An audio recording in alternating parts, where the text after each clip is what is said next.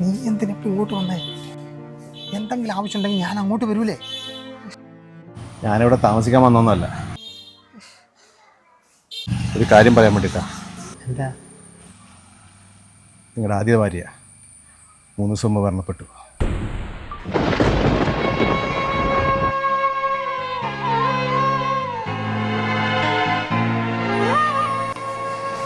എന്നിട്ട് നീ എന്തെന്നെ ഒന്ന് അറിയിക്കാമോ? അമ്മ മരിക്കുന്നതിന് മുമ്പ് 2 കാര്യമാണ് പറഞ്ഞത്.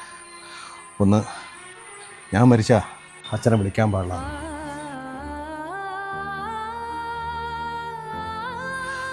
പിന്നെ ഒരു കാര്യം കൂടി ഇവിടെ ഏൽപ്പിക്കാൻ പറഞ്ഞു. ഇത് അമ്മയുടെ ചിതാഭസ്മമാണ്.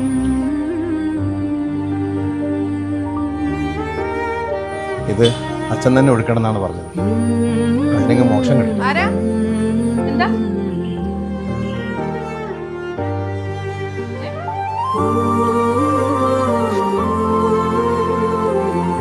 പിന്നെ അമ്മയെ ഉപേക്ഷിച്ച പോലെ ഇതും ഉപേക്ഷിക്കരുത്.